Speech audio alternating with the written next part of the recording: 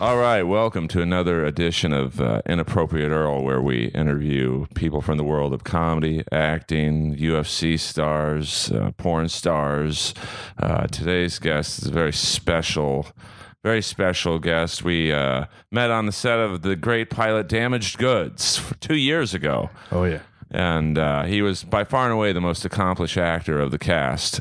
I mean, 117 credits on IMDb. I mean, that's crazy. I've got 2. I mean, this man has 115 more credits on IMDb. He is like a younger version of Emmett Walsh, just cranking out those movies, TV shows.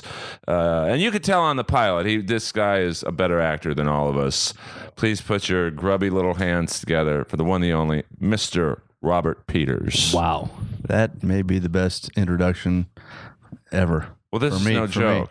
Man, I guess. Man, appreciate. I mean, I knew you were an accomplished actor, but I like to do a little research on the show. Wow. Yeah. And I looked your name up on IMDb this morning, and you have 117 credits. I did not know that. And big movie like Lincoln. Yeah. Well, that was cool. It was my second time to work with Steven Spielberg, and it was interesting because one of the reasons I was able to get on that film was a friend of mine was a first AD, a guy named Adam Sumner, and also the second AD was a buddy of mine, Ian Stone, and Ian and I used to share an office together when he lived here in LA, and at any rate they helped get my reel to Spielberg, and I'd worked with them on Catch Me If You Can, which was a great experience, and I actually became friends with the real guy. Frank Abagnale lived in Tulsa, Oklahoma, which is where I'm from. But it was an amazing experience, and I was there for a month. And this will sound very corny, but I don't think I've ever felt more patriotic than working on that movie, because we were all suited up in the garb, and we're in the what is supposed to be the White House, and you've got Daniel Day-Lewis just looking like Lincoln, acting like Lincoln, never going out of character, and it was just an awesome experience. So how does it feel to go from working with Spielberg, Daniel Day-Lewis, to working with me? Very similar. In fact, when I first saw you, I remember thinking, is that Daniel Day-Lewis? And then I thought, no, it's not. It's not. And just your presence on the set. And I think, if I recall correctly, you never went out of character on the set, which I admired. I mean, I thought here's a guy committed to being whatever weird ass character you were, and I thought he's committed to that. Where even when the cameras aren't rolling, he's still just weird. Well, I was playing the creepy, the creepy guy. Yeah, you always stayed in character. You were creepy the entire time. I remember that. I mean, you were kind of the. Basically, Damaged Goods was set in an advertising agency, right? With many an infomercial world, right? A nice, which is ripe, should be ripe. It's been ripe for a long time, but yeah, the infomercial world needs to be, poked at. And it was a great cast. I mean, Ben Morrison, you, Brian Drolet, Nick Nicotera, Gabriel. Oh, Gabriel, probably the number one commercial actor going right now. Absolutely, and I will say, and I think we would all say this. I remember that first day we got together, and we were all like, "Man, I know this guy. I love this guy." From we'd all kind of seen some of each other's work on some level, and it was like. But I remember thinking because what was interesting about it was, and Annie and Anita, I guess, all knew us from different sources. So we all came to the show from kind of some random, either somebody knew somebody. But I just remember thinking, man, they really put together a cool group. And that's the reason I keep hoping that thing will be shown somewhere. I mean, I just remember at the table read, and I don't laugh at anything. It was like, wow, this is a funny idea. And everyone seems to be getting along. Yeah. And then the other guy who was in the cast, I never worked with him on the set. He had a mustache, really super fun, with glasses. He was in a lot of the scenes I wasn't in. He was in a lot of commercials. Oh, yeah. I want to say it's not Nick, but Or what about Bob Zaney? Who's a Yeah, funny dude. who's a comedy legend. Yeah, Bob Zaney. Yeah, I actually saw him not too long ago at the airport. We ran into each other. We were both. I don't know where we were flying, but he was a great guy. We had a nice chat. So, I mean, in your experience with a man with as much history as you have in the business, have you ever seen like a show or a pilot take so long and then just it's almost like it's like that Malaysian airplane. It's vanished. Well, that's a good question. I don't. Not this. We're over 2 years. I don't know. But I will say, in defense of whatever's happening with the show, I have heard, especially when you're calling in favors for post production. I can't think of a show that maybe I have, but there probably is something that's taken this long because every now and then, and I've made a few of my own films, and I know that when I'm getting favors, even with the short, the first thing I did on my own was a short film, 8-minute short film, but it took me over a year probably just to get those 8 minutes put together the way I wanted. And I was glad that I took my time, but I'm sure people were wondering, when is your short film ever going to be done? But it's sometimes, again, when you're asking favors, especially in post-production, it just takes a long time.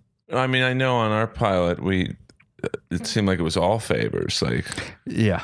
We got to use the Franklin and Bash set for free. That was a great set, man. Yeah, I was impressed again with really the production value seemed great. Yeah. So I didn't know what was favor or what they had budgeted, but yeah, I'm sure they got some favors on that. And I remember the set designer was like some Oscar winning. Oh, really? He had worked on like Predator and Lethal Weapon, and he won all these. And I'm like, "What are you doing here?" He's like, "Oh, I love the Annie and Anita." So that's cool.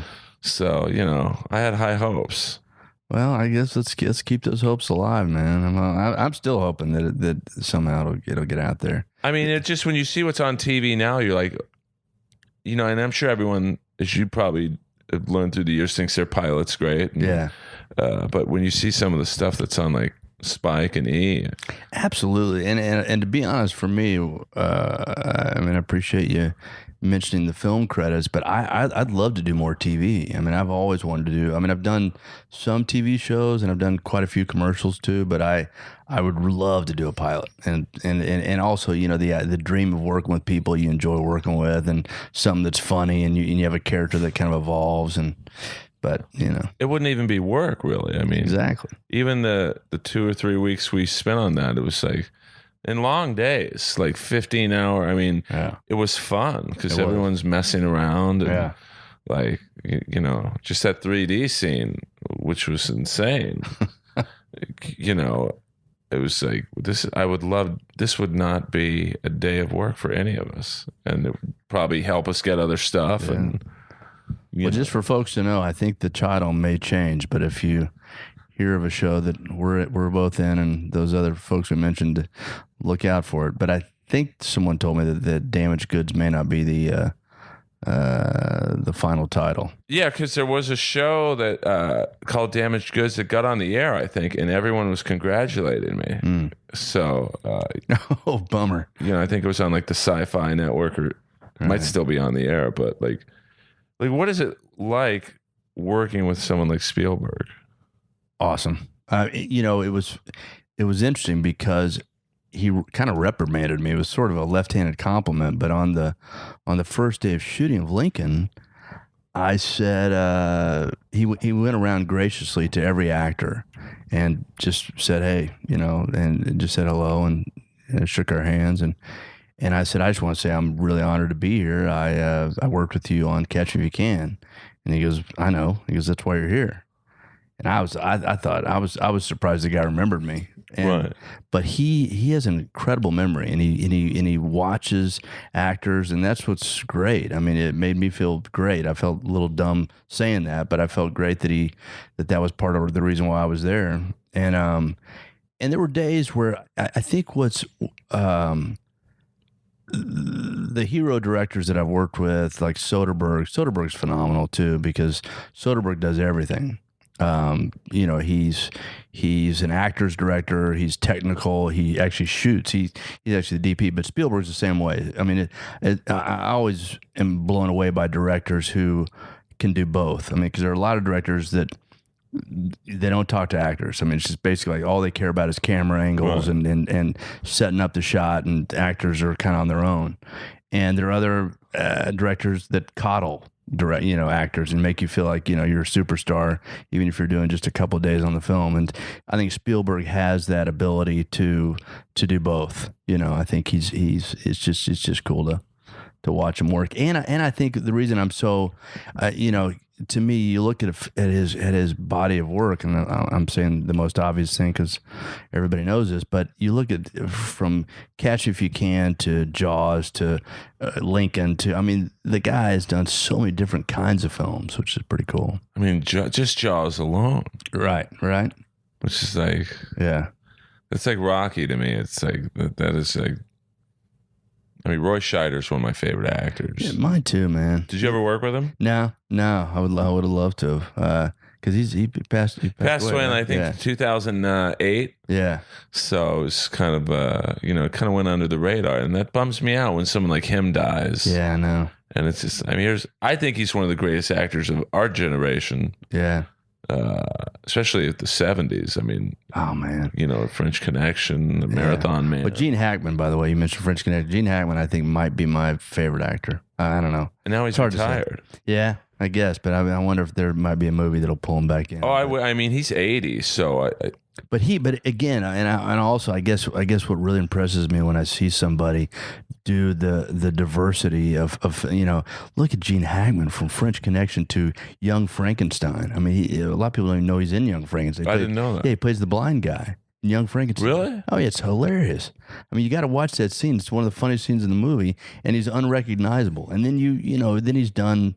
God, I'm trying to think of all the movies. Oh, I mean, well, it might probably. He can play a heavy. He can play the kind of funny guy. He's amazing. I mean, I think my favorite movie of his, and it's kind of a under the radar war movie, I think it was Patrick Swayze's first movie, Uncommon Valor.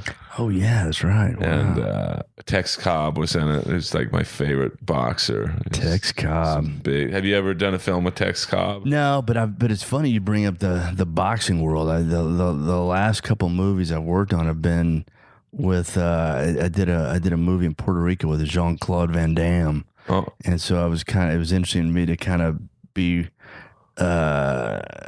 just around that world. And then the most recent film I did was with a martial arts guy, Don the Dragon Wilson. Oh my God. Yeah. He used to do, and this is a compliment. It's not going to come out like one. He used to do a lot of shitty B movies that went like straight to Laserdisc. Yeah. Well, you get, but I love those. Yeah, I think he did and I did what I call the Roger Corman camp, which was there are a lot of great people that came out of that B movie world. I mean, from Ron Howard to Scorsese to people that that was their start. So I didn't really know that much about Don Wilson's background, but I did know that he was like at one time one of the top fighters or the top fighter in the world. I think his thing was kickboxing. Yeah. And so he and the guy, however old he is now, he hasn't lost a step. I mean, he can still do all the all the moves, and this is kind of a family film. I think they're trying to do sort of a Karate Kid kind of feel, and I don't know, it's cool. We shot it down in Florida, and we'll see how it goes. But anyway, I just literally finished that like a week or so ago, so we'll see what now happens. a movie like that, do they hope to get it in theaters, or is it like? That's what I've heard. I mean, it was definitely a low budget film, but they definitely are going for theatrical release, and they might get it because again, it was interesting for me to learn about somebody like Van Damme and maybe Don Wilson too. Those guys have a following that in some areas of the world exceed Daniel Day-Lewis. I mean, Daniel Day-Lewis, you revere his work. He's an Oscar winner. He's all that. But as far as a fan base and as far as selling a film and distribution and released in theaters, sometimes those guys have a leg up on, no pun intended, have a leg up on a more known actor, or let's say more commercial film actor. Well, it seems that like that. What went into the thought of, say, like something like The Expendables, where you have all those Like Dolph Lundgren is big, and I forget where is he Swedish? I think he's got a big following there. Van Damme is he's foreign, whatever it is. He's yeah, foreign. one of those countries we're invading probably as we speak. Van Damme's huge in Belgium. No, that was and I've probably overtold this story, but I'll do it anyway. Please do. But I when we shot this movie in Puerto Rico, it was almost, it actually, I want to say this too, and I'm not just saying this, it reminded me a little bit of Damaged Goods. But it's a comedy. It's a comedy with Van Damme, but the ensemble that they had, I was like, this is the greatest, coolest group of actors. It was Adam Brody, Kristen Schaal, you might know Kristen Schaal, Rob Hubel, who else is in there? Aaron Takahashi, Eric Edelstein. All this like really cool. You know all these people if you don't, but by name you'd know them if you saw them. So anyway, so we're all hanging and we're all like just happy to be working with each other, and of course Van Damme. I mean, we're all just curious to chat with Van Damme. So we're sitting on the beach, and this is like the first week, and the best shout out I think I've ever gotten on a talk show was Jimmy Kimmel. So Kristen Schaal goes on Jimmy Kimmel, and she's relaying this story, and she says, "Yeah, we're on the beach with Van Damme, and we're all asking about action stories from the '80s." And this one actor, Robert Peters, and she mentions my full name. She's kind of dissing me, really. It's kind of funny. She goes, "This one actor, Robert Peters, says, so what's the big deal about the Belgian waffle?" And I was kidding. I was like half kidding, but I was kind of curious to see what he'd say. So I said, "Yeah, what's the big deal about the Belgian waffle?" So she's telling this story on Kimmel, and Kimmel goes, "Wow, what did Van Damme say?" And she goes, "Well, that's the thing. Van Damme then goes into this historical, poetic, beautiful history of the Belgian waffle." I mean, our jaws were dropped. I mean, I'm not kidding. I can't exaggerate enough how. It was an incredible story, and so Kimmel goes, "Well, I guess Robert was right." She goes, "Yeah, Robert was right." But it was funny because we saw a side of Van Damme that maybe nobody had. I don't know. He's a smart guy, and he's funny, and he's and he had it was great working with him because I had a chance to really just chat about a lot of shit. I mean, it was just fun.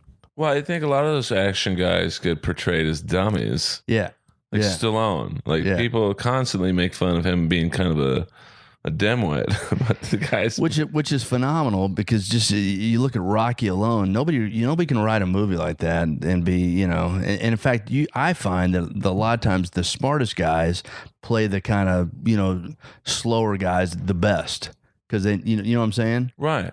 Yeah, like I thought he was the best in Copland. Wow. And there he's with Ray Liotta, De Niro, I think Harvey Keitel. Yeah, I mean some of the great actors of all time, and he held his own. Yeah, he played that dim-witted sheriff. Yeah, and those guys are funny too. I mean, I really was. I was surprised at how and you see it somewhat in the movie. Critics were not nice to the film, and I think unfairly. But I think even apart from what you see him do the movie's called Welcome to the Jungle. Nothing to do with the song, by the way. But Welcome to the Jungle, but when you see him just tell stories, just BS with you, about life, he's just funny. Well, I mean, that's a guy who's lived 1,000 lives. And he'll tell you about it too. He's self-deprecating, and he's an open book about the rocky road he's had, and it's pretty cool. And by the way, his daughter and son were in the film too, and his daughter stunning, and both of them are great actors. They're both great, and which is pretty cool too. I mean, he's a very good-looking guy, and I think his wife is actually from Puerto Rico originally too. So what do you have coming up? I mean, I don't even know what to ask you. I mean, you 117 credits. So I mean, who's your favorite actor you've ever worked with? Wow. I mean, you've worked with literally thousands. I think, man, that's a tough question to answer. I mean, you've gone from Daniel Day-Lewis to Earl Skakel. I mean, that's I mean, my initial reaction was I was going to, of course, say Earl Skakel. I mean, that's too obvious. But apart from Earl, I would say one of my best experiences, and is still kind of a calling card for me with certain people, was working with John Malkovich on In the Line of Fire. Oh, that was the movie with Clint Eastwood playing the Secret Service. Yeah. What part were you in that? I play a duck hunter. It's really just one scene, but I got so fortunate in that they used that scene for every marketing thing they did for the film. This will sound pretty goofy, but when I was a kid, I collected Mad Magazine, and I was in Mad Magazine. I made Mad Magazine. That was like the pinnacle for me. It's like, I guess it's like Steve Martin saying he got in the phone book in The Jerk. But but for me, seeing myself drawn in Mad Magazine, I was like, this is unreal. And but Malkovich, it was really because of Malkovich. I benefited. Malkovich is so good in that movie, and he's so cool, and you'd love him because he's got this real dry wit. Oh yeah. I mean, you see it in Beam, John Malkovich, but Line of Fire, he plays just phenomenal. It's just one of the best performances I think ever. But he was just a cool guy too. Well, I mean, and this goes to show you, because I want to get into rejection and how many auditions you've had in your life and how do you deal with it. But my mom once had dinner with Clint Eastwood while she was pregnant with me. Wow. So I guess I was there, and she looked at him and said, "You'll never make it. You're too nice." He said that to her. No, she said that. Oh, to him. To him. Like, this is probably right around, this is like 68, so he's making the spaghetti westerns at that point. And, well, maybe he said, "You'll never make it" to me in the stomach. He might have been right on that. But, I mean, how, because I have a lot of actors and struggling artists who listen to this show, and how do you, you've had how many auditions in your life? Thousands? Yeah, that's a good question. Yeah, I'm sure. Over, because I started doing theater when I was a kid, so you have to audition for theater, and I don't know, how would I answer that question? I think, there's so many cliches of people say, don't take it personally, let it go and blah, blah, blah. But, I think everybody's different. I'm sure every actor tries to reconcile that in his or her mind. But for me, I think if I go in, here's what I'd say. If I go in and do what I think I'm capable of doing, you make your choices before you audition, and then you go in and you do that, and you do the best you can. If I do that, I'm not as hard on myself if I don't get the job. At least I've done what I'm capable of doing. I can't help it if they don't like me or they can't, but I did what I felt like was right for the role, and I did, just did the best I could in the room. Then I'm okay.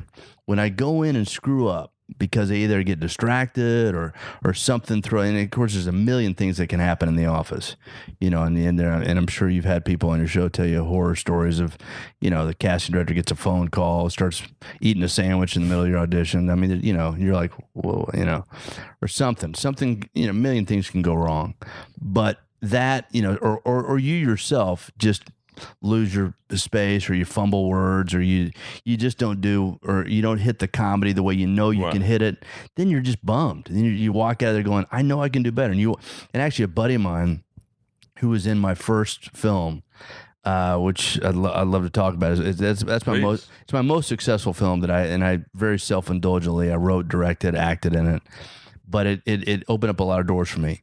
But the actor is pretty well known, who is in my film, and he, I guess it wouldn't hurt to say his name, Matt McCoy. Oh, wait. Yeah, Matt was in, he's been Police Academy, but also on Seinfeld. He was on Seinfeld for years. Matt's a great guy, great friend, but he told me one time, he said, and I don't know if he does this every time, but in an audition, he said he didn't feel great about it. But just as he was walking out the door, he said, listen, this is to the casting people or producers or whoever's in the room. He said, I want you to just picture what I do when I get to my car, because it's going to be great. Whatever you saw in the room, whatever I just did right now was not great. Right. But when I get to my car and I redo it, it's going to be great. So picture that. I don't know. I Did he love get the gig?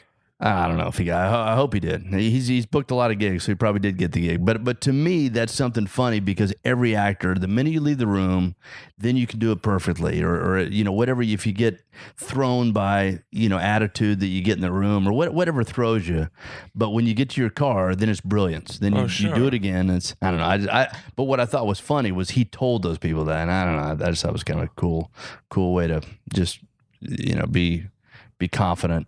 Do you ever get recognized on the street? Because you have a commercial out right now, right? Yeah.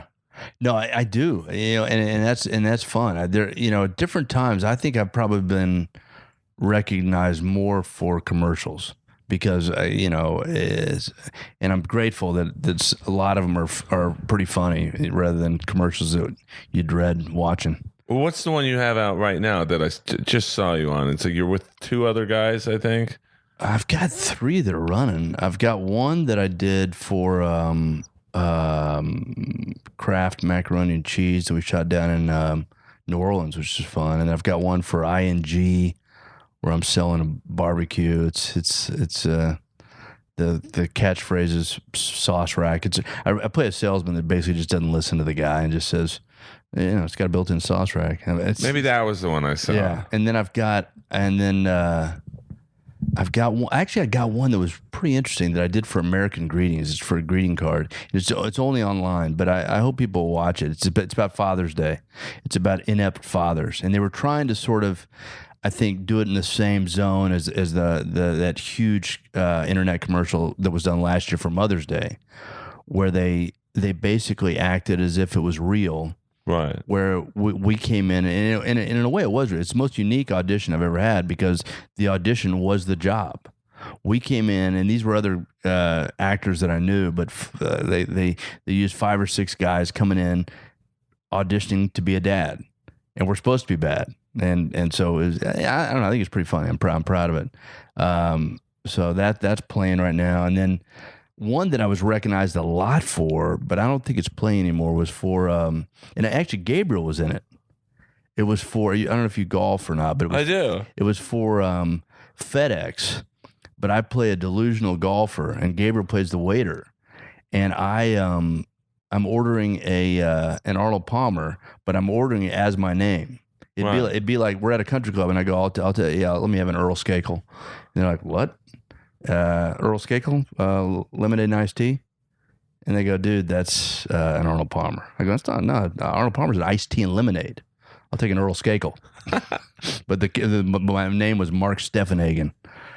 Where was that at? I shot it out here at some country club I'd never even heard. Friendly Hills. Friendly Hills. Yeah, it was beautiful course. Oh, yeah. So, but I'll tell you, man, I became friends with George Lopez at a party. Man. Yeah, great guy. And he flipped over that commercial. And he told me golfer friends had, because in fact I'm a very mediocre golfer, but I had always joked about why was Arnold Palmer the only one who had a drink named after him? You got all these, but anyway, that was a fun commercial to do. Yeah, I mean, why wasn't there like a Lee Trevino? Yeah, Lee Trevino, Jack Nicklaus, Calvin Pete, Phil Mickelson. I'm obsessed with Calvin Pete. He was the black golfer who had he fell out of a tree as a child, and he had a permanent. They didn't set it right, so his arm was like permanently bent, so he couldn't hit it that far. But he was like the most accurate golfer in the history of like hitting fairway. Yeah, he never won a major, but I did not know that. I mean, that's got to be a tough world to be a black golfer. I mean, I know Tiger's kind of black, but Calvin Pete was like. He was one of the first. He was like Dikembe Mutombo black. So, it was always great when you'd see him in the Masters because, that had to drive the membership crazy. Like, Well, yeah, in that country club world, I'm sure they were, yeah. I mean, that's the first time I ever heard the N-word. Is that right? Was at Bel Air Country Club. And, did you grow up here? I grew up here, and, my dad was he could have been a pro golfer, but, he was just like a Jacques Cousteau type. He was just like an adventure man, and he was on the cover of Life magazine because he killed a whale. And who was this guy? Oh no, no one famous. Just like a MacGyver meets Jacques Cousteau, and so we were a member at this country club, and I heard the N-word once. And I didn't know what it meant. Wow. How old were you? 13. Wow. So I went down to the caddy yard the next day, with, of course, 95% black, and then story real short is I shot bogey golf on the front nine in Bel Air from the men's tees. At 13? At 13, which is pretty good for someone who I would say better than pretty good. didn't practice a lot. And I said to my uncle in the clubhouse, "Hey, Uncle Bill, I just shot bogey golf." And he's like, "Earl, that's golf." So I go down to the caddy yard. "Hey, guys, my uncle said I shot golf." And they was just like, "Don't say that word again." Wow. And I'm like, "Why not?" So, Wow. Because country clubs are, I think, the last bastion of like pure racism. No, I agree, and in fact, I saw some of that too in Tulsa, Oklahoma. I grew up. My parents belonged to Southern Hills, which is one of the best golf courses. Very famous. Yeah, and I mean they had the U.S. Open there. I actually worked during the U.S. Open, which is cool, and I got to meet a lot of my heroes. Like that was back in the Tom Miller days, and or not Tom. Johnny Miller. I'm sorry, Johnny Miller. Tom Watson. I started to say Tom Watson, Johnny Miller, Jack Nicklaus. I mean, all these guys were playing. Oh, I love Johnny Miller. Yeah, me too, man. Johnny Miller was just cool. All those guys were cool. Tom Watson was cool too. My grandmother said something too, which I thought was pretty funny and observant. She goes, golfers are the only athletes that have no problem talking about how great their game is. Other football players, baseball players, when they're talking about the game at the end of the game, they're almost always very humble about it and give credit to all the team. Golfers will go, "Yeah, I hit a beautiful shot on 3, and I laid it up perfectly on 4, and I couldn't have played 5 better." And they're just, but it's not even bragging. It's just they're just remember. But it's pretty funny that they. I don't know. I found it interesting. Oh no, it's a golf is a great. I think a good shot is like sex. I mean, it's like it's that feeling that it's like coming. Like, I mean, I don't know if that's the best way to put it, but no, and I've never heard a golfer say that after an interview, but I'm sure they have. But when you hit a ball perfectly, there's not a feeling in the world like it. You're exactly right, and I will say golf is a metaphor for life. For me, in that when you just relax and don't try to, just let it happen, I think that's when you play the best golf. But when you're trying to just force it and push it and trying to hit the ball as far as you can, typically you're not going to do as well as when you just relax and let your swing do the work. But I know exactly what you're saying, and it's the reason I keep playing. Because as I said, I'm not very good, but but I do occasionally have a great game, or I have a great shot. Even if it's just that one shot that you hit, that you're just like, yeah, that's it. Oh, it's just such an amazing feeling. Yeah. I mean, I regret. I guess I've kind of given up the game just because I got spoiled playing Bel Air every day. I mean, it's the most beautiful. I mean, you're in the middle of Bel Air. Yeah. Billionaires on every hole, and then my parents moved and they sold the membership, and to play a public course after Bel Air, you're just like, it's like going from Janelle Bunchen to...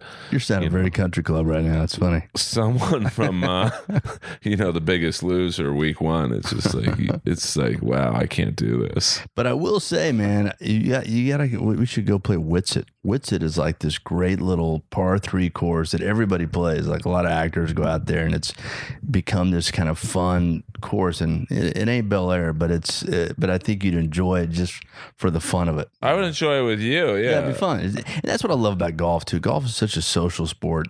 And I did want to mention too, because you kind of talked about the sexual comparison to golf. I was amazed. What I was amazed at, and I know you kind of work a bit in the rock and roll world, but I was amazed, and this is not just Tiger Woods, at the groupies that golfers have. I mean, when I worked during the U.S. Open, I mean, they're like rock stars.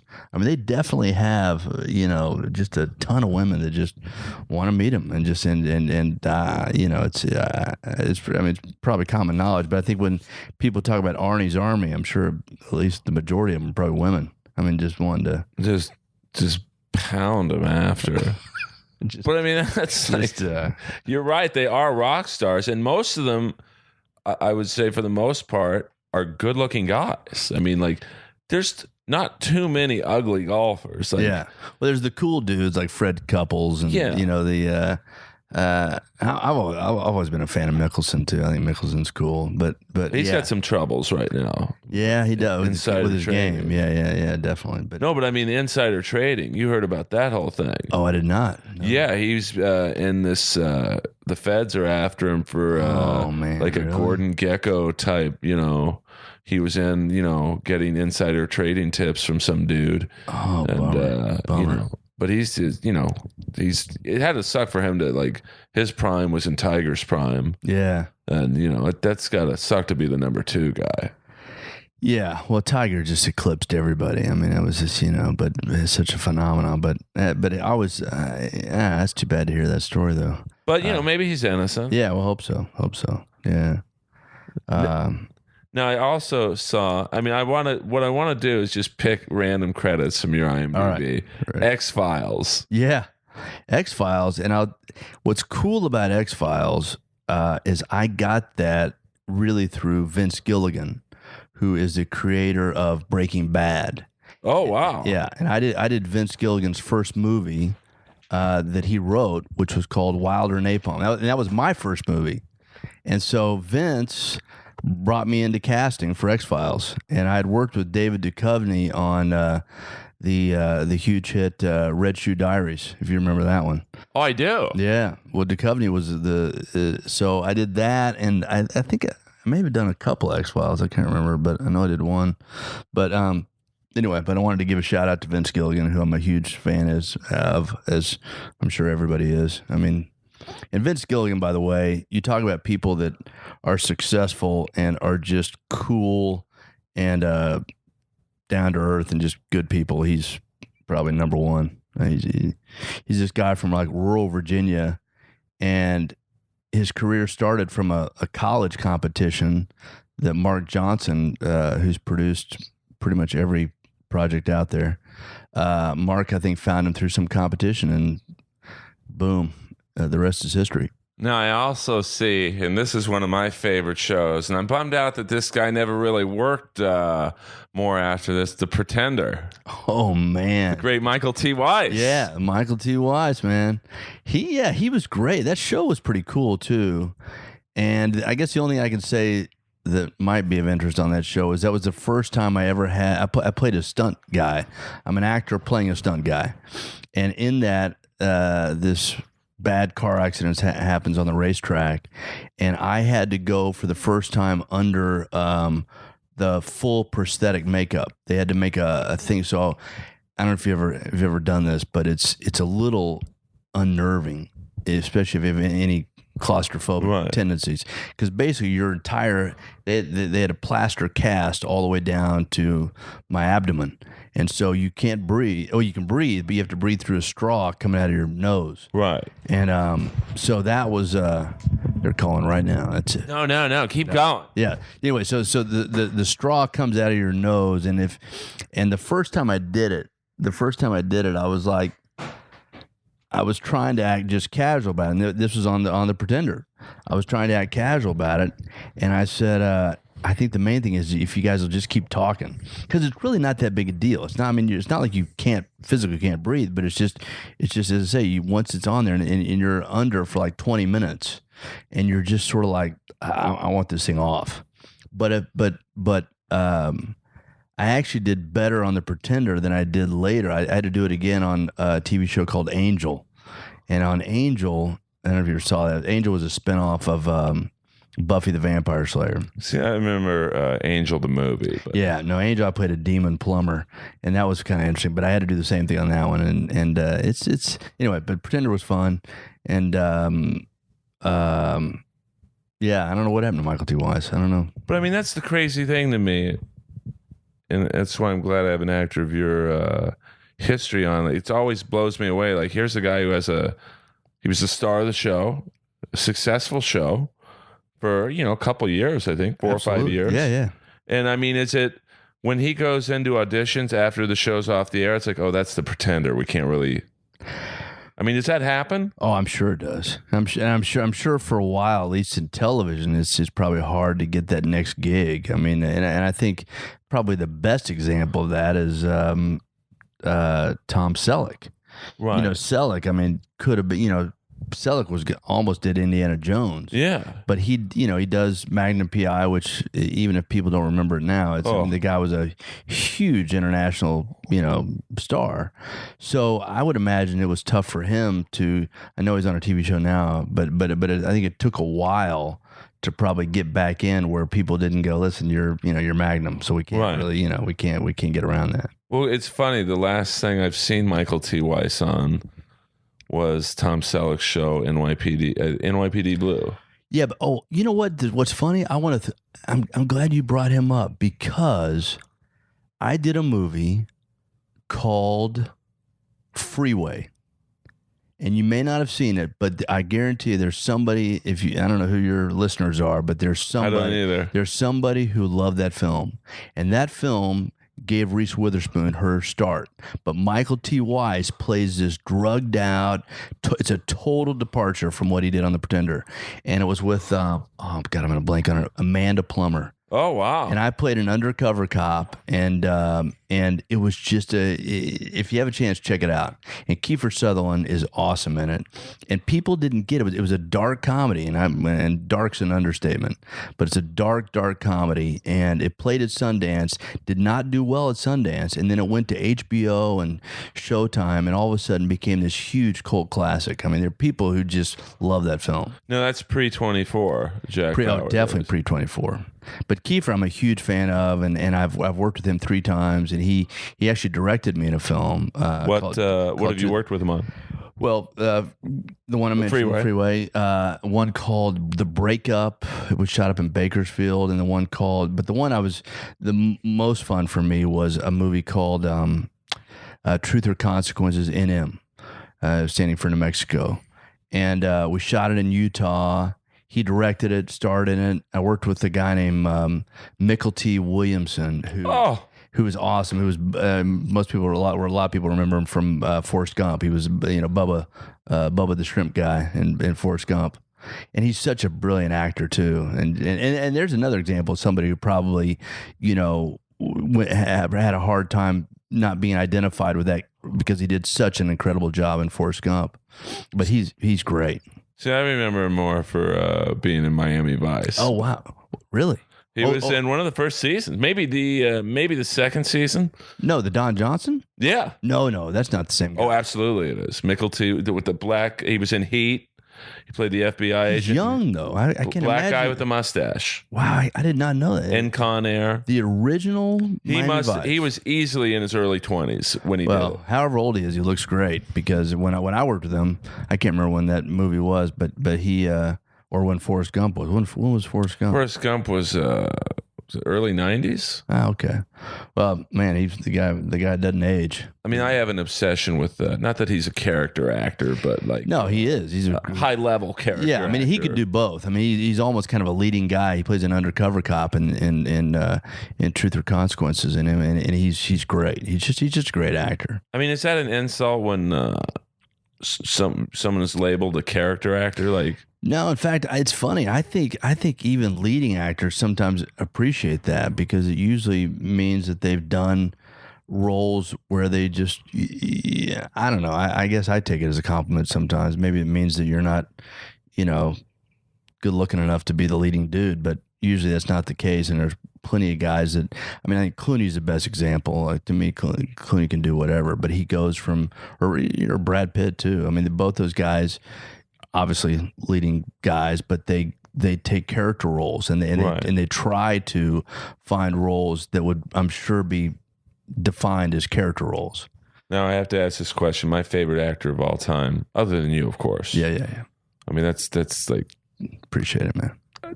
Just unwritten, unsaid. It's just. I'll be interested to see if that statement stays on the show. But understood. Oh, I don't edit anything. Okay, then good. Have you ever worked with the great John Glover? No. Do you know who he is? I do. I do, and I think, or have I? Wait, This makes me sound like I don't know. I mean, you've probably like 6 degrees of Kevin Bacon. This is 6 degrees of Robert Peters. Well, people have joked about that before because, and actually, it's funny that you say that because I actually worked for Kevin Bacon. On what? When I first moved to LA, I worked as his assistant for a brief time on Tremors. A great movie. A great flick. And by the way, for the record, he's one of the, again, and I'm not just whatever, but I just think he's one of the coolest, most humble, and also just an incredible actor. And I'm a fan of The Following now, which the guy who created that, I met at a film festival in Germany, Marco Siega. And I hope that show keeps going strong. I wanted to like it. I'm a huge Kevin Bacon fan. Yeah. And I love I might get his name wrong, his protagonist, James Purefoy, the guy who plays the... Yeah, I know what you're talking about. I can't think of it either, but yeah. And they have good chemistry. Yeah. But I just, it's such an unbelievable show. Like, it makes Prison Break seem like, oh, okay, that could happen. Right. I mean, I like a little bit of realism, like... Well, the whole mind, control thing, is that what you're talking about? That aspect of it? It's more like the situations, like how much bad luck does Kevin Bacon have where he's always, getting stabbed, or like, it's almost like 24. Right. Which I love. I mean, I'm watching it this season. Yeah. I mean, it's... I'm a big Kiefer Sutherland fan. I'm right with you. I hope 24. I actually hope I didn't know for sure if that was just going to be just a quick run, or if they're actually talking about bringing it back, which I hope they do. I mean, it's. I think the problem with that show, at least, and I'm just an idiot fan. I'm not critiquing anyone who. I don't know how to make fucking TV or films, but it's just there's only so many bad guys before you start repeating. Like, the bad guy in season 4 of 24 was so good, right? That I think his name's Arnold Vosloo, or he was in a Van Damme movie. He's just got this Gene Simmons type of creepiness, and right. It was over after that because he was perfect. But now here's another topic I have for you. All right. Because this is no joke, and I know you're busy, and we're not wrapping up. I mean, I could talk to you for days. I love it. I don't like it when they make a remake of a classic film, because to me, like The Longest Yard in 73. Oh man, but you picked the right one to tell me. The original was one of my all-time favorites. Loved the original. I mean, it was just a classic. Had a charm about it. I love Adam Sandler. I do, and I'm right with you. I do too. He told me I was funny once. Well, as you should have, and I'm a huge fan too. But I agree with you on that one. That was one that I didn't think they needed to try to remake. Well, it was just, and I find that, and the reason I bring this up because I know that you were in the Bad News Bears. Right, I'm really glad you brought that up too. Because I'm not fucking around. I know here. You got it. That's why you have your own show, man. I would say this: the Bad News Bears thing was a bummer. Because I think Billy Bob Thornton is phenomenal. I mean, I'm also a fan of Billy Bob's, and I think that Richard Linklater is brilliant. And so you got a great director, you have a great actor who's, you can't recreate Mathau, but I think you can watch Billy Bob in Bad Santa and know that this guy is going to do a great cantankerous, boozy coach and pull it off. To me, the flaw in that film was they tried to hire real athletes for the kids. Right. And as a result, I think the kids are nowhere near as likable as the original. And the other thing, it was still crass. I mean, I think the original was such a hit because these kids are saying shit that you can't imagine them saying. Oh. But it was the 70s. And it's interesting. I think where we are now is there's more censorship and less censorship. Right. And I think the less censorship of that time was kids saying what we know kids say today, which is stuff that you're shocked at because they don't even realize what they're repeating. It's kind of like your experience at 13 in the country club. You don't even know what you're saying, but the kids hear their parents say it, or they get it off of television or wherever they get it. But I think that was, to me, the downfall of Bad News Bears, the remake. Because I really had high hopes for it. And Greg Kinnear also, and this is an unfortunate thing for me to say, I'm a huge Greg Kinnear fan, but I didn't think Greg Kinnear was the right guy to be the other coach, the coach that you hate. Yeah, the Vic Morrow, you hated that guy right out of the gate. And someone once said, your protagonist is only as good as your antagonist. And I can't help but like Greg Kinnear. Even when he's playing the quintessential bad guy, I still like him. So I think you lose something there if you don't hate that other team. If you don't, you know what I mean? Yeah. Remember the original. You're just you're Mathau. You just love him because you hate the other guy. Well, I mean, in Vic Morrow, who very sadly died in the filming of The Twilight Zone. Oh yeah. I mean, literally, I saw someone sent me once and I don't know how they got it. I think it was from someone who worked on the set, the unedited version of the accident, and you literally see his head get decapitated. But in that movie, he was like, when he hits his own kid when he wouldn't come out, right? It's like, what a dick. I mean, well, and we've seen that coach. I mean, I don't know if you played sports when you were young. I mean, we've all seen that coach that just it's all about the win. It's all about they could care less what these kids are going through, and hit his own kid.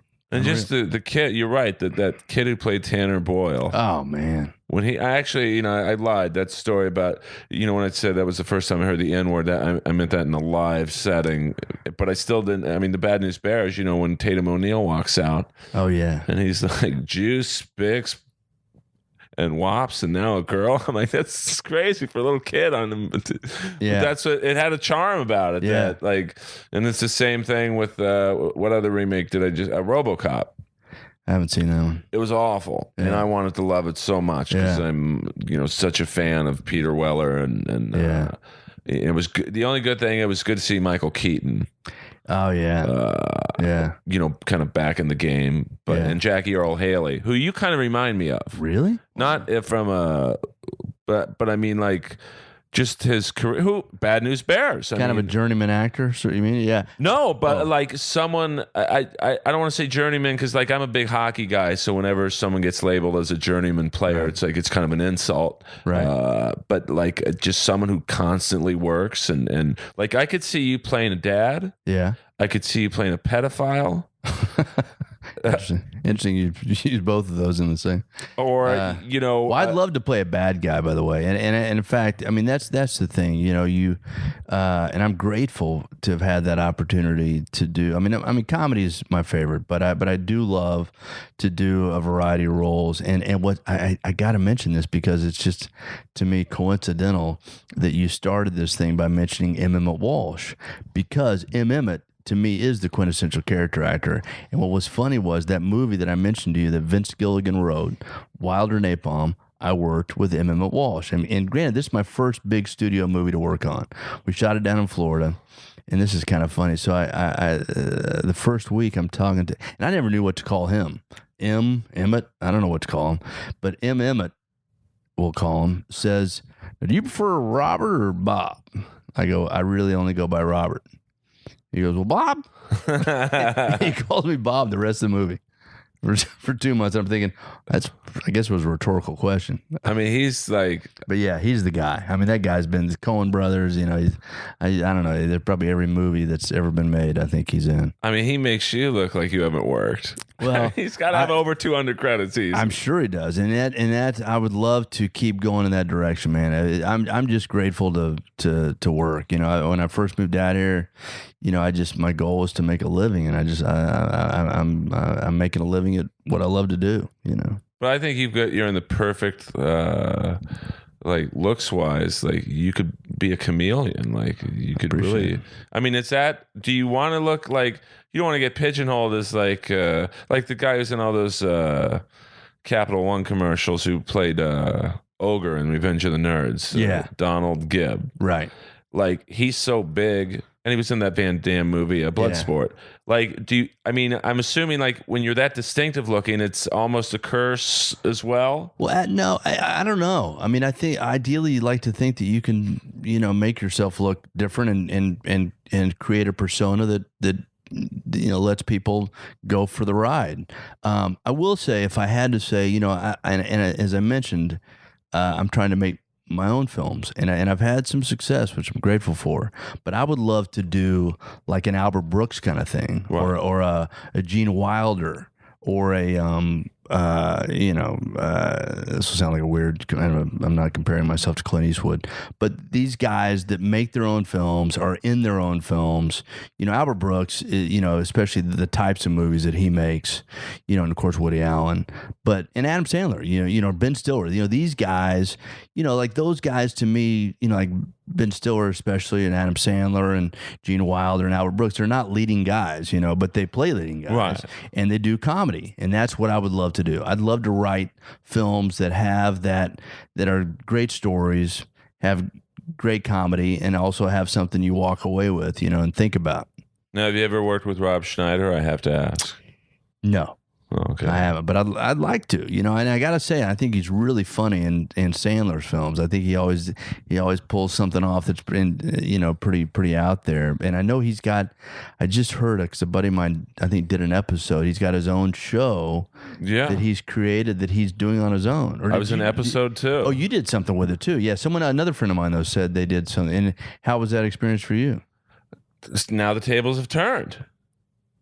It was good. I mean, I had opened for him for like 4 years, okay, so we knew each other, and I really admire what he's doing. His show was on CBS, and the ratings were really good. Yeah. And it just, I'm not sure why it got canceled. It was with Cheech, and it was very,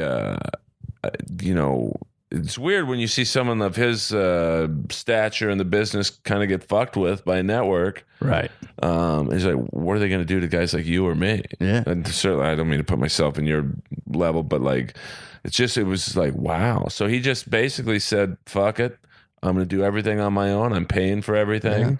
Yeah. And, I think he's trying to shop it to someone like Netflix, or I think FX is hopefully a possibility. Well, when we get Damaged Goods up on the air, then we'll just do a crossover thing. He can do an episode. Yeah. You and I will go over there. You've already done one, but we'll do that. I'll be like Walter Goggins. I'll just go from Sons of Anarchy to have you ever auditioned for Sons of Anarchy? I have, and I wish I would have gotten it. And Walter Goggins, by the way, I've worked with. He was actually on Lincoln, and I've been really happy for him. And he's Justified, I think, is pretty amazing. I mean, I'm a huge fan of his from The Shield, which is like, and also the guy that's the lead on Justified, Timothy Olyphant. Yeah, I think that guy is a phenomenal actor. I worked with him on Go. Okay. And Go is a brilliant film in my opinion, and that's what it was a great cast, but the writing, John August wrote it, and Doug Liman directed it, and it's just, if you've never seen it, it's a cool film. It's the same story told from 3 different vantage points, right. And it's pretty cool. But he's great. Timothy Olyphant's great in that film. What was your audition for Sons of Anarchy? I can't remember. Some cop? No, actually, I think it was like Good Old Boy. Just Do you get that a lot because of your accent? Yeah, and I think I've got a rural thing pretty naturally. I mean, I grew up in Oklahoma, but it's so I will say I think it early on. No actor wants to be stereotyped, like you're saying. You want to be able to do and think you can do whatever. But I sometimes I don't think it's bad when you walk into a room, and my thing was cops, good old boys, and cowboys. So I could walk in, and I could usually sell that pretty quickly. So I don't mind that, but I'd love to play, I'd love to play lawyers, doctors, and whatever. Well, no, it's funny you say that, because what was I watching the other day? Revenge, which is kind of a Prison Break-esque, like so unbelievable, but it's like Dallas meets Prison Break. Yeah. And, what's the lead girl's name on that? The young Madeline Stowe. No. the Emily Van Camp. Yeah, Emily Van Camp, I think, is a great actress, and I had 3 episodes of Everwood, and that's what I think kind of made her sort of a star. I guess was on the show Everwood, is that Treat Williams show. Oh, I'm the Treat Williams. But Treat's amazing, but she was amazing, and she was young then. I mean, well, she's still young, but I mean, but that show Everwood was a cool show to work on. Yeah, but Treat. Now, let me ask you something. Now, this is another, like, I'm glad you brought up Treat Williams, because I really like that movie he did about being an undercover cop, something in the city, or 80s film. I was like, well, this guy's going to be a star. Yeah. And not that he isn't, but like, is it just the breaks? Maybe maybe he passed on a movie. I mean, I would say he's a star to me, but like I thought he would be like Clooney style. I think he's an actor's actor, but I think he's done. And when I say that, I mean I think actors really respect him. I think he's done a little bit of everything. But this story would be worth telling, I think, in line of your question. When I worked for Kevin Bacon, and bear in mind this is way before.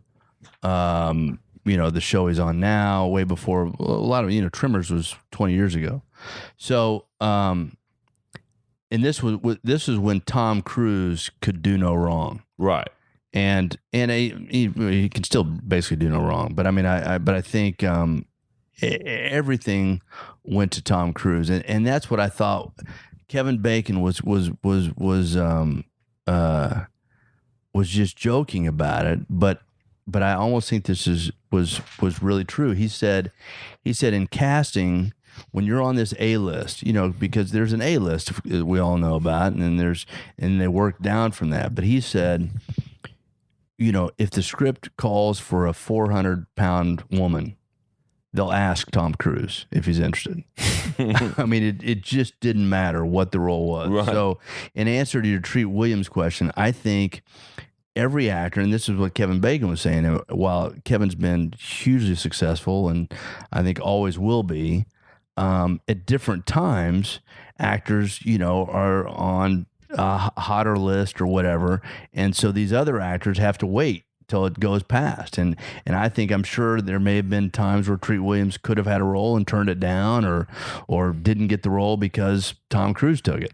Right. So I don't know. I mean, it's I'm sure it's an obvious statement, but I just thought it was funny. That sort of put it in perspective when Kevin Bacon shared that, because I guess I think, those guys, including Treat Williams, probably never have to worry about work, and they don't, but you still have to worry about getting that great project. I mean, sure. The great scripts that everybody wants, those start only with the biggest bankable names, and then you wait for those hopefully to get to you if those guys turn them down. You know what I mean? Oh no, I mean, I've always been a huge fan of casting decisions, and if my comedy career doesn't work out, which it will. Well, it has. It's what I love about doing this show is I get to interview someone like you who I just love and the respect. I mean, and this is no bullshit. I mean, just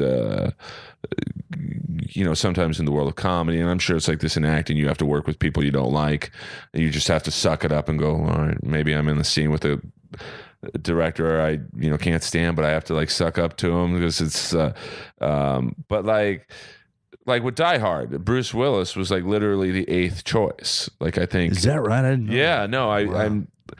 I've always wanted to. I'm too lazy to do it, but write a book about roles that people passed on. Like, I think it was Stallone, Schwarzenegger, Eastwood. At one point, I think Frank Sinatra. God, that's amazing. Like all these weird choices, and like Terminator. One of the original choices was O.J. Simpson. Oh man! And there's a great DVD extra where the casting director was like, "I didn't find him believable as a killer." Right. Oh, really? Yeah, no, I'm not doing material. And then Wow. I think the second choice, and I'm a huge Lance Henriksen fan. Have you ever worked with him? No. But he was another choice, and they had actually done some still shots of him in the Terminator outfit, and he ended up playing a cop in the. God. So it's just Well, it is interesting. I remember hearing all the people that turned down Forrest Gump. like who? I think Travolta was offered it. I think. Right. I think there were several big actors, if I recall. And the other one, which is one of my all-time favorite films, is Godfather. And I think Godfather, they didn't want Brando. That's crazy. Now you can't imagine anybody but Brando. And they didn't want Pacino. There's great stories about that movie because, and I went to a really cool tribute to Francis Ford Coppola that David O. Russell and Paul Thomas Anderson did. Oh wow! And it was really cool, but Coppola was very self-deprecating about all that, and just said, "Yeah, this film, we didn't know what we had, and every day it was I had to fight for Brando, I had to fight for Pacino. Yeah, they didn't, it's amazing. I mean, I guess, and you would know this 100 times more, 115 times more than I would.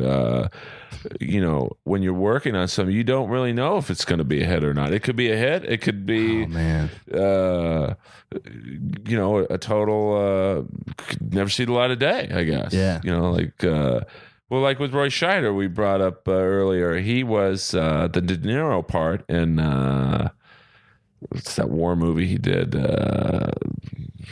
What is that war movie he did? Like 1980. It was De Niro, Christopher Walken, John Savage. Deer Hunter? Yeah, I can't remember. Oh yeah, Scheider was the De Niro part. Wow. And he had to leave like a week into filming because he was contractually obligated to do Jaws 2. Wow, I did not know that either. And by the way, I've become friends with one of the writers, Quinn, of Deer Hunter. He wrote Deer Hunter. Oh my God. And he hangs out at Aroma Cafe, and there's my plug for Aroma. And also I was going to mention that John Savage played my brother. Really? On an episode of Everwood, and the only reason I mention that is because every now and then, and I, by the way, I appreciate you tooting the horn for some of the films I've done, but I'll just say for me, it's just every now and then I just have to check myself and go, man, this guy's playing my brother. I mean, John the guy that Savage. I watched on Deer Hunter or working with Malkovich or working, I worked on Ocean's 11, and Ocean's 11 was an incredible experience for me because, you got Clooney, you got Brad Pitt, but even more so, this will sound pretty goofy, but I was excited to work with Carl Reiner. I'm thinking, this is a dude that created Dick Van Dyke Show. This is the guy that wrote some of the best Steve Martin stuff, and I just think, the guy's a legend in television and film. And Ocean's 11 and Soderbergh too. Soderbergh, I don't know. I guess I'm just saying. I'm grateful for some of the people I've had a chance to work with. Well, that's what I love about your career. It's like, there's actors who just kind of work in B movies and like even worse, and just they're. I've done my share of them. Well, yeah, but I mean, just the quality of people you have worked with, the Spielbergs, the Soderberghs, the Malkoviches, Daniel Day-Lewis. I mean, I don't think a lot of actors in this town could like say you're like a modern day Emmett Walsh. And that's a compliment. Well, no, I appreciate it. I do want to make more of my own movies, which might be B movies as well. The last thing that I directed was a wacky comedy that I shot in Germany. It's called Half Empty. I'll give myself a plug. Please do. It's on Netflix if you want to see it. It's a musical, but it's like a mockumentary type musical. Right. The best review I got compared it to like a Christopher Guest style film, which was flattering. Again, I'm a huge fan of Christopher Guest. So I want to keep making movies, and I think so. I hope if there's a follow-up interview the next time we talk, I will have made another film, because that's in addition to just keeping working as an actor. I just really want to see if I can make more films, either directing and acting or producing and acting. Oh, there will be a follow-up interview. Oh, good. When what I want to do, my fantasy to get our pilot picked up is to do a live table read. Absolutely. I know everyone's available. And I'm going to take 2 years to edit the... Yeah, payback. Right. Payback, So, exactly. Well, listen, I guess it's time to wrap up, All right. because what I do with this show, I want people to want to go, I want him to come back. I Yes. want to hear more. And we haven't even scratched the surface of what you've done. I mean, you are one of the more accomplished actors working today in terms of volume and quality, which is, my respect level for you is mammoth. I mean, not just everyone gets to sit on that couch. I mean, Well, and I'll say this: if you make all your guests feel this good, I imagine you're gonna have a busy show, man. I appreciate all that, and I really do. Yeah, I just appreciate it. well, it's true because, whenever I try and do the Larry King interviewing style of, no, I really, I always used to watch him and go, God, he's kind of an ass kisser. But now I know how he feels like when you're actually interviewing someone you respect and look up to. And it's hard not to, throw them accolades. And, he said if the host is talking 20% or more, they're a bad host. So you're a great guest because you talk a lot. Yeah, well, I was a little concerned there was a little rambling going on, but hopefully there was some good stuff in there of some note. But Yeah. I mean, like I said, a lot of my friends are actors and struggling artists, whether it be comedy or trying to do what you do, filmmakers, and I've always wanted to have you on just to show that persistence and just you're making a living, and it's hard. I mean, you've got 4 films or projects. I don't know if they're all films, just in 2014 alone. right, yeah, which I hope will be worthy to see. I think a couple of them will. I'm pretty excited about a couple of them. Yeah. Now, is one closer to being the finished product, or are they all kind of like still? I think there's one called "I Am Not Adam," which is kind of about identity theft, Right. and it was a fun role. I play kind of a surfer type dude who lives in his van but very philosophical, and I'm based on a real guy. The director actually has my same last name, Dennis Peters. Dennis had known this guy, and it was interesting because his life was kind of. I don't know, just a lot of the things that he says, I totally agreed with philosophically. Right.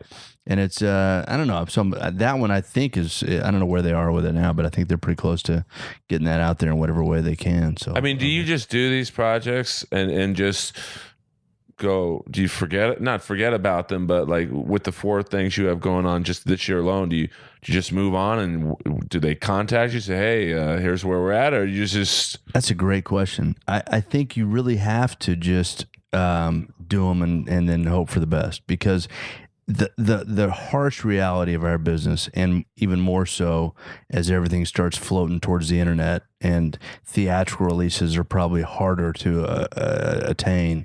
Spielberg even said there was difficulty with Lincoln. So that should put it all in perspective right there. I mean, and at one time he was going to do it for HBO or something.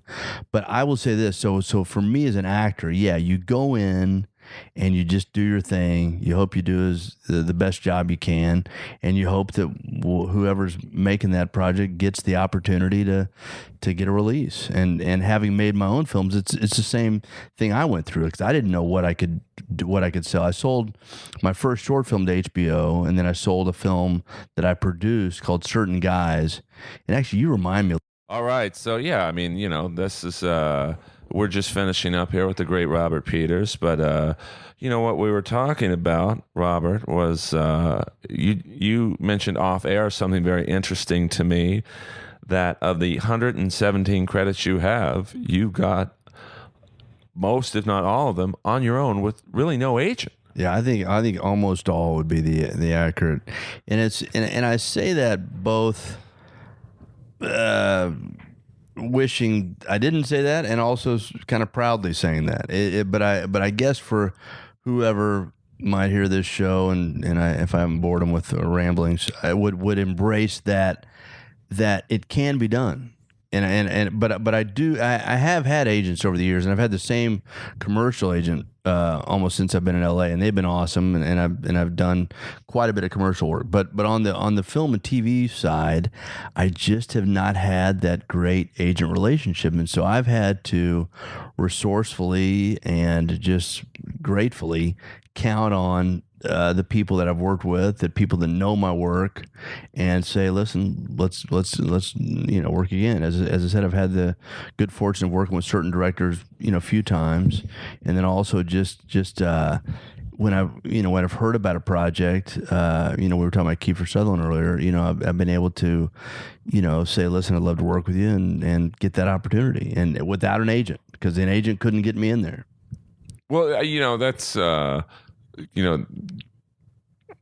That's a story that I really want my listeners to hear, because I think they think that they can't make it if they don't have major representation. And I kind of used to, and maybe still think that to a degree. Yeah, I know when I first moved to LA, the two things that were the end alls were getting your SAG card and getting your agent.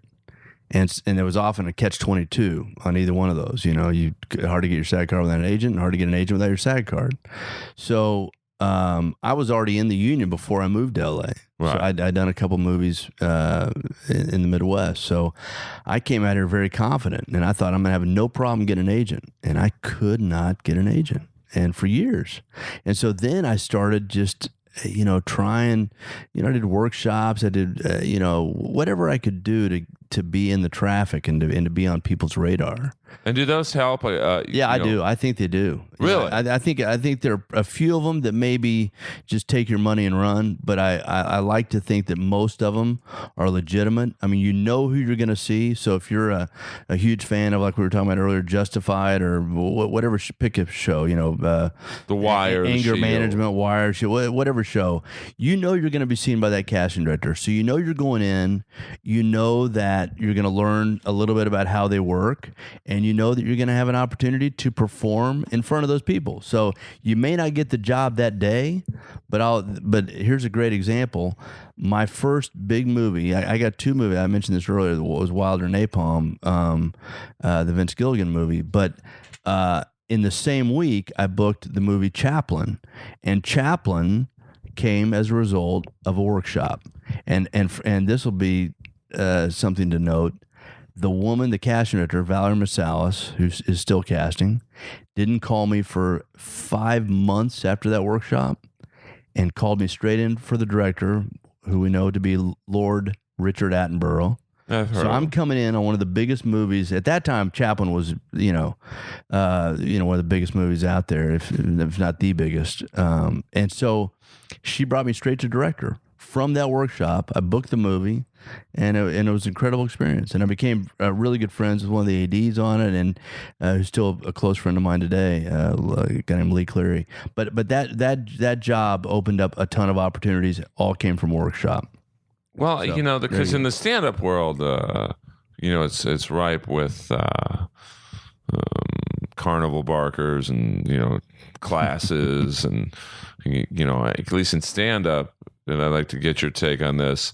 I don't think you could teach stand-up. You're either funny or you're not. Can you teach acting? No, I'm not saying can you teach, but can you teach someone to be the next De Niro? I think there are great examples of both, where you have actors who had just a natural ability and possibly never took a class in their life and just had that, innate talent. And I think there are probably people who maybe early on didn't quite have it, but through great teachers and great experience with working with incredible actors, all of a sudden their game went to a whole new level. To me, it's like sports. I'm a pretty good tennis player, but when I play with players that are better than me, all of a sudden my game gets better. Right.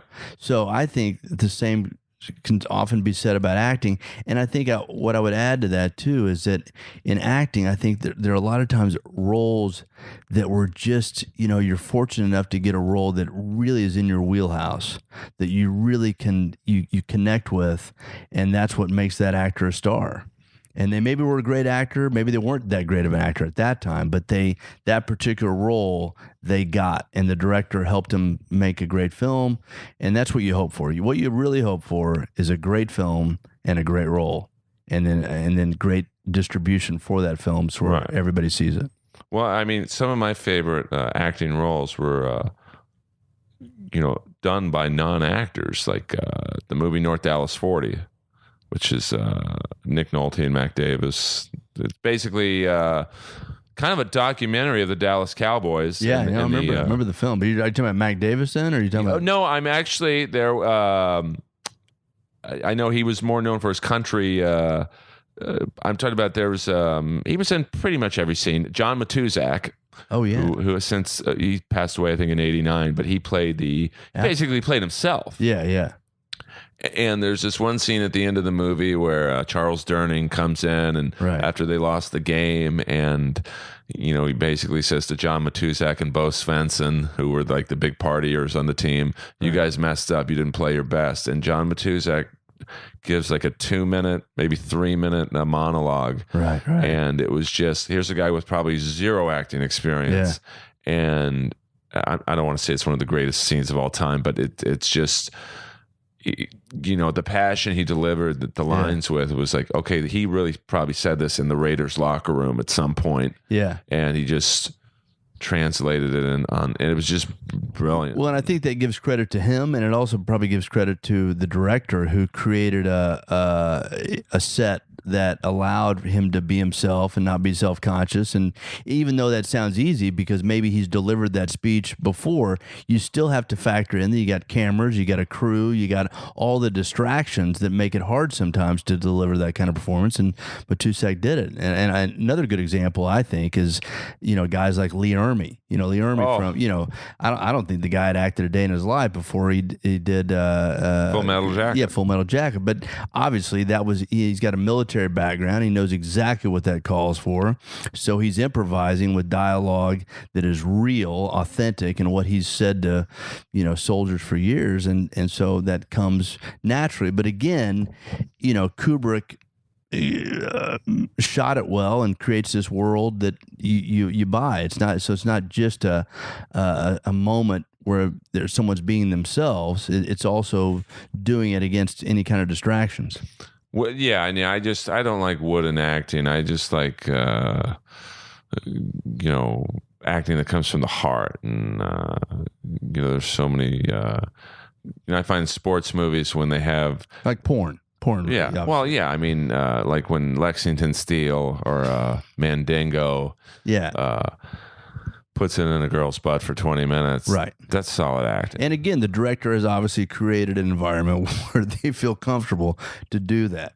Right? Well, I mean, now it's funny you mentioned porn, and I was about to wrap up, but I just figured I had to go inappropriate somewhere. I feel like if your audience is Inappropriate Earl, I've said nothing. Well, this has been an appropriate interview just because of my respect level for you, but I appreciate it.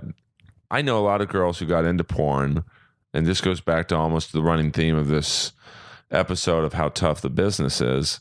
They come out here to be legitimate actresses. I don't know. They think it's going to happen in a month. It doesn't. And they're like, meet Ron Jeremy at the Rainbow. Right. And they're doing Take It in the Ass 7. Right. I mean, they had me at 2, but I mean. Yeah, I got to get that whole series. I hope that's on Netflix. Well, yeah, there's going to be a trilogy, prequels, the whole thing. Oh, good. Well, I've got the action figures, but I just didn't have any of the. What do you think of the acting in porn? Are there action figures? I don't know. The acting in porn. I'll say this: the movie that I mentioned before that I told you Dietrich Bader was in. I also had the great opportunity to work with Tracy Lords, and Tracy. Of course, did whatever before she became a mainstream actor. A lot of things. Well, yeah, but I will say she's a phenomenal actress and a great singer and a great and I don't know how many people have been able to do what she's done. But like you say, I know Ron Jeremy's done some stuff, right? And he was in. My favorite movie of all time, and I'm being serious. I mentioned to you John Glover before. You said favorite movie of all time. But it's not a porn. Yeah, but all right. It really is my. It is big. That's big. And I know it's crazy because most people would pick like The Godfather, Deer Hunter, Jaws, Forrest Gump. there's a movie that came Butch out. Cassidy and Sundance Kid. Right. I mean, there's so many. Ben-Hur. One Flew Over the Cuckoo's Nest. Gone with the Wind. Wall Street, Platoon. Right. But there's a movie that came out in 1986 called 52 Pickup. Wow. And Never seen it. Well, it's got a great. Someone like you would appreciate, I think, the lineage of the people working on this film. It directed by John Frankenheimer. Wow, I'm a Frankenheimer fan. Well, that's now. Of course, I want to see it, but I always find it really bold when someone says, "Listen, this is my all-time favorite film, or all-time favorite song, or all-time whatever," because that's just so hard to say. So it must have been pretty amazing. Well, I mean, it's just this goes back to Roy Scheider was in it. Basically, what it is Roy Scheider and Anne Margaret are married. I like Anne Margaret. And it's kind of Travolta related. Roy Scheider's cheating on Anne Margaret with Kelly Preston. Wow. Who's his wife. And so he gets blackmailed by John Glover, who, if they ever have a film on how to act as a bad guy, they should just screen 52 Pickup, because John Glover just plays this great 80s sleaze. Clarence Williams III is his lieutenant, Link from the Mod Squad. Sure, I know that. And the great, and I would call this guy a character actor, Robert Trebor, who, he's one, just you've seen him in everything. And it's just so, and the Elmore Leonard novel. So it's got this great, Anne Margaret. All right. Looked beautiful. I hope it's on Netflix. It has to be. I'm serious now. Yeah, I want to check it out. And I think the problem with why it wasn't a bigger hit was I think it came out right before Fatal Attraction. So it's similar, not similar storyline, but and Ron Jeremy has a cameo in it. Okay. Because it's set in the porn world. The three bad guys are smut producers. Okay. And but what I love about it is that in the credits, Ron Jeremy's name is Ron Jeremy Hyatt. Like, adding a third name is going to make people, I don't know who this guy is. Who's the guy with the foot-long dick? This is a great scene. Well, he could have been just wanting that for IMDb purposes, to separate the porn credits from the legitimate credits. Who knows? Because if you have if there's a book, it's basically the porn IMDb, and like each actor, like a guy like Randy Spears or Lexington Steele or Castro or Mandingo or Vince Voyeur or Mr. Marcus. These names are coming pretty easy to you. And they're not all guy names. I don't know any of the girls' names. It sounds like championship wrestling is what it sounds like. Oh, are you a wrestling fan? I am, but not and it's funny you mentioned that because I'm actually talking to a friend of mine in Oklahoma who wants to develop a championship wrestling movie, and about the Von Erichs with some Gary. And I think there's a great story there. So that's I've got so many ideas that I'd love to see. Well, I'd like to be in on that. Well, I'll keep you posted. Huge wrestling fan. Yeah. And, well, it's interesting because you remember Goldberg? Oh yeah, Bill Goldberg. Yeah, Bill Goldberg. Well, his dad actually delivered me into the world. Really? His dad is a doctor and delivered me and two of my brothers, Jed Goldberg in Tulsa, Oklahoma. Oh wow. Yeah, and then of course, Billy became. He was a football player, and I think big wrestler. This was before MMA was. Now I think a lot of football players try and get into MMA. Yeah, and that's why I think there's a movie here too, because I think the wrestler, the Rourke film, Mickey Rourke film, which was great, and I think it, obviously showed a real human side of that world. But I don't think people know as much about how it evolved and how it became this. I don't know. I think there's still another movie. Hopefully. Oh, it's a fascinating, world. Pro wrestling. Just, I think a lot of times the early deaths of a lot of these guys. Well, a lot of tragedy in the Von Erich family. There was almost all those guys died tragically. Well, a whole bunch of brothers. Yeah, it's one of my favorite wrestlers who had worked with the Von Erichs a lot. The Ultimate Warrior. He just died. Okay. So, and he's only 54. So it's just like, and I know the Von Erichs died earlier than that. Yeah. I think there's a fascinating list of wrestlers who died before the age of 55. And it's literally probably damn near close to 100 names. Wow. And all pretty big names. Like, oh my God, Bam Bam Bigelow. I knew him. But the Southern wrestling was a great, territory, I guess they call it, because the WWE wasn't really, or WWF back then, wasn't really invested in the South. WCW and NWA had kind of owned that territory, and then Vince McMahon just gobbled it all up, and he'd go territory to territory. And there is a great, on many levels, just like the business side of pro wrestling, the tragedy side of it, and the individual characters. Even if you don't like wrestling, I mean, The Wrestler was a great hit because it was just a great movie. And it's sad because I know a lot of wrestlers who basically ended up like Mickey Rourke in that film, just doing autograph signings in high school gyms, no one there. And so, but back to the Ron Jeremy thing and the porn IMDb thing. And then I know you got to go. I know you got a table read. His each actor's has like maybe a page full of credits. Ron Jeremy has 17 pages. Wow. Like, it's unbelievable. Wow. And just so he's, like the M. Emmett Walsh of pornography, I guess. So sure, Emmett will appreciate that comparison. Well, listen, you will be back for more, as Rat would say. I try and squeeze in a Rat reference on every podcast. You got to. Please follow Robert Peters on Deaf Frog Films. That's DEAFFROGS Films on Twitter. Follow him on Facebook, Robert Peters. I guarantee you that when you go on Facebook, Robert Peters, you go, oh my God, I've seen this guy in Lincoln. I've seen this guy in the X-Files. He's got 4 things coming out this year. He's truly, I'm humbled and honored to have him on here because he's a working actor. He directs, produces. Look him up on IMDb as well, and you'll just be amazed at the sheer volume of this man's career. And he's only starting. I get the feeling that you will, by the time you are buried under the ground, you will have 300 credits. I would love that. So, Robert Peters, you're the best. This has been Inappropriate Earl. Follow us on SoundCloud. And for you Steve Jobs gobble knobbers, we're on iTunes. Inappropriate Earl there. Leave a review, good or bad. I do not take down any bad reviews. We'll be back next week. Stephen Piercy from Rat. We'll try and get some chick interviews lined up. Fred Curry from Cinderella, the drummer from Cinderella, coming down.